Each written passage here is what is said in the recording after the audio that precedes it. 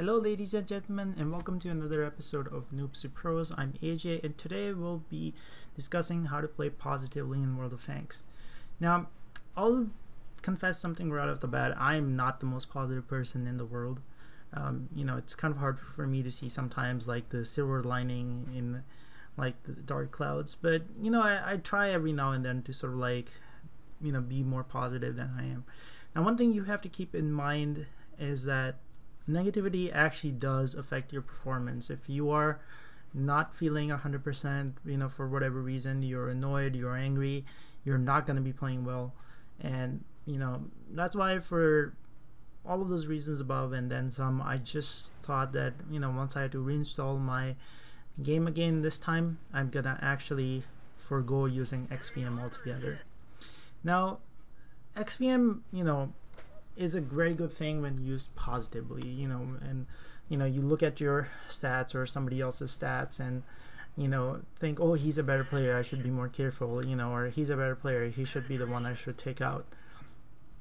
Not when like you go like, oh yeah, by the way, your stats are worse than mine. And I can tell you, in some games I get really frustrated, really angry, and I'm just as guilty as anybody else that I'll rage, I'll say mean things, but in reality I actually would never say to people I meet just randomly for the first time. So that was one of the many reasons I decided I don't really care about using XVM anymore. What I'm gonna do instead is I'm just gonna play the game and have fun instead of like worrying about how the stats are doing, how much damage I'm doing, stuff like that. So the gameplay behind me is one of my ace tankers in the Lorraine. I come around to assist one of my platoon mates, Thug, who's driving 704. Unfortunately, I couldn't save him. Over here, I sort of like take a shot from the T-54E1. I know for a fact that if he has my track, he might be able to damage me, so I quickly repair and don't want to sort of like give him a chance. I come at the other side because I know he's peeking, and I take him out. So over here, I know that the two tanks in front of me are fairly low health, and I just have enough shells to dispose of both of them. So what I'm gonna do is I'm gonna make sure that I take out the T-29. Once T-29 is taken out, I could have fired at the Panther on the move, but I could have missed a shot, and that would have been costly. I would have lost health. So instead, I close the distance and make sure I put my two shots into the Panther and take him out. Now, during the reloading time, I take a moment to survey the battlefield, see where the next opportunity lies. And at this point, I kind of like noticed that the enemy platoon of tank destroyers are going straight for the cap and ignoring everything else. So what I'm gonna do is I'm gonna go and try to see if I can find the KV5 and KV3 and where they are. Luckily for me, as I crest this little ridge, I spot both of them. Now, the reason why I'm going after the KV5 and KV3 is because back when this gameplay was actually recorded, I actually had XVM. So I kind of like realized that the KV5 is their best player and probably the most dangerous tank that I need to deal with at some point. Not because the tank itself is very, very good, but the fact that it's driven by a good tanker means I would have to give him extra respect, and that means taking him out early from the game. Now, I see the KV5 aiming for a shot at our Tiger. I track him with my first shot, but he quickly repairs. The first shot goes under the KV3, and I put another shot to finish off the KV3 as he goes around the corner. Now, as I go forward, I notice to my right there's a Yak Panther, but I know if I fire at him, I won't have enough shells to sort of like take out the KV5. And for me right now, KV5 was the biggest priority. So I come across the corner and put one shot into him, and at this point I force a reload, and I'm just going to ignore the Yak Panther, who's going to come around the corner and shoot into me, and just go after the three, or actually now it's down to two TDs who are sitting in our cap. So at this point, I'm reloading, I'm trying to wonder what needs to be done, and I kind of like notice as I'm coming up, Thug kind of like informed me that the T-95 started turning towards me. I wait for a little while behind this rundown building so my reload can finish, and at this point I don't really care. I'm just gonna take a shot from the T95. I put a shot into the T30 and then I circle the T95 and try to take out his backtracks. Now the thing about the T95 is if you take out its backtrack, not only do you track him and actually do damage, which actually if you do in the front you can't actually damage the T95, but you can actually set it on fire. So I fire at the T95. You know, at this point I sort of like my old nemesis, the Yak Panther, sort of like makes a return. So I quickly run and hide behind this building. The T95's engine was actually damaged, so he could not turn around fast enough to actually put a shot into me. And also that the AMX-50 120 is staring him down, and so he has to pick and choose what he shoots at. So luckily for me, the Yak Panther gets taken out, and I know the T95 has fired, and his reload is rather long. So what I'm gonna do is I'm gonna get behind him again and go for round 2, and that's all she wrote for our little T95 friend. Now, again, positively thinking about games will make you do one of two things. You know, it will actually help you enjoy playing World of Tanks. You know, a lot of people, you know, complain, oh, you know, I don't know why I'm playing this game, you know, blah blah blah, I'm having no fun whatsoever. It's because like half the time, you know, you're worrying about your stats, worrying about your win-loss ratio, worrying about, you know, that, you know, you're surrounded by a team of reds and that you're maybe the only person who knows what they're doing, you know, and that sort of like gets to you in sort of like a way that nothing else can. So in my opinion, why you should play this game is to have fun. And isn't that why we play any video game to begin with, is to enjoy ourselves, and you should find ways to do that in World of Tanks. But again, nothing like sort of like makes you lose interest in the game than when you already think that the outcome's already been decided. So, you know, what you should try to do is just play the game the best of your abilities and just forget about the outcomes. If you did your best, if you made the right decisions, then you should be satisfied. You could not have done anything else in that game. And if you're gonna lose a game like that, then so be it. You cannot win every game you enter into. Yeah, there's people out there who have 70% win rate, but you know, those are few and far in between. Majority of us, you know, are hovering in between 50s and 40s. So over here, what I'm doing is I'm just taking the role of a light attack tank, and I'm penning my opponents who are weakly armored.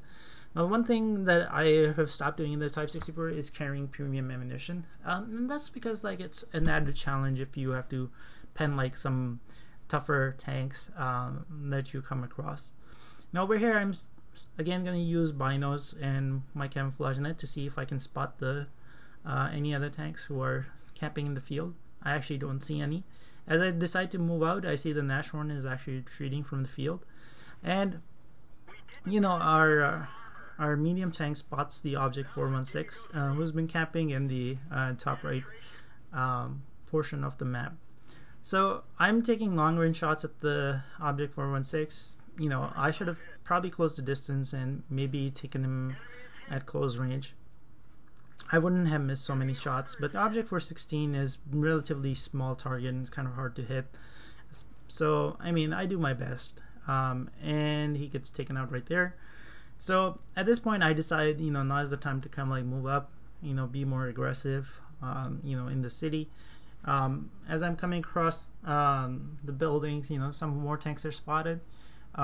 So I kind of like veer off to the right, because in a scout tank, you should be rarely trying to sort of like take your opponent's head on. What you should be trying to do is, you know, go around, see if you can flank somebody and put as many shots as you can and not take shots in return. Like unlike medium tanks where you can exchange your health to do damage, you should not do that in scouts because you really don't have any health to give out to begin with. You should only shred health when it's absolutely necessary. Like, as I came across the corner, I saw the T29. I was obviously not going to take a shot from the T29 just so if I can pen 2 shots in return. That would have been a good exchange for the T29 and I would have been reduced to pretty low health. Now over here, I'm trying to see if I can spot the T29. I see that he's not paying attention to me, so I put one shot into him, and I'm pretty sure that he would start paying attention at this point, so I back off. But he in turn decides to take out our medium tank, and I decide to chance it to get to the other side of the T-29 and see if I can sandwich him between me and the VK.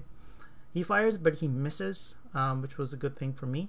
I'm not actually going there to cap. I'm actually just going there so I can get side shots on the T-29. This would do one of two things. He would either be forced to turn his armor towards me, which would give VK, easier shots on his side, or I will just pepper him to death with my little gun.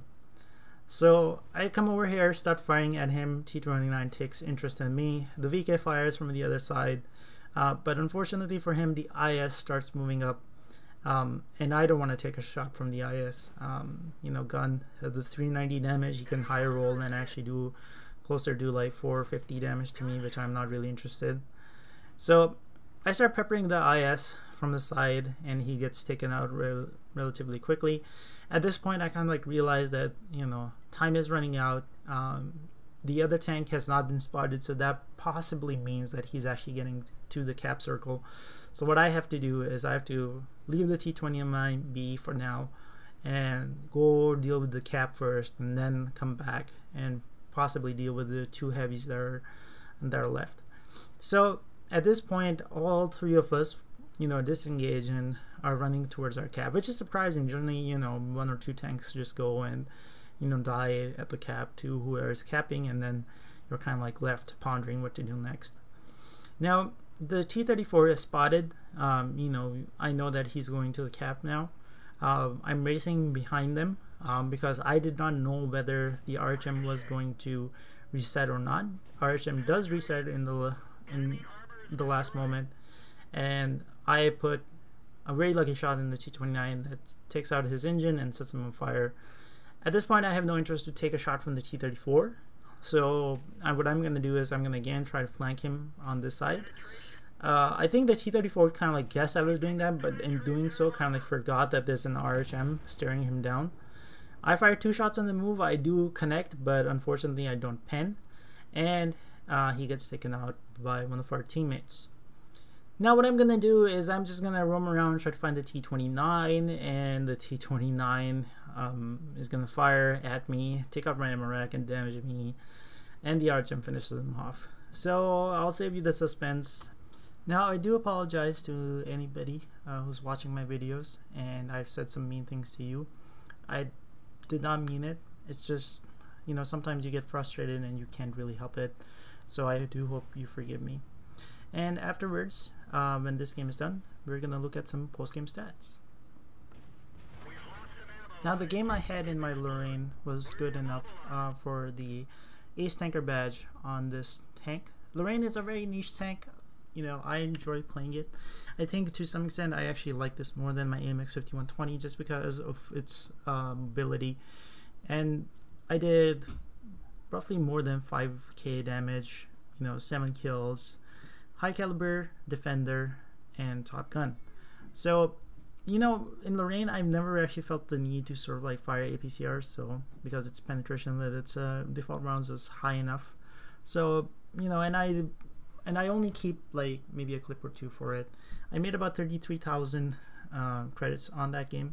So if you play your tanks really well, you can make money even in tier 9 games. Now the other game I had was in my Type 64. That was good for roughly 2k damage, and if you get 2k damage in your Type 64, it is somewhat very hard to do. If you think about how many shells you have to fire, you have to be against tier 6 tanks to easily pen them, but roughly at tier 7 or higher it's gonna sort of like cause you problems. So hopefully you enjoyed this video. Feel free to rate and subscribe, and hope to see you on the next episode of Noob Pros.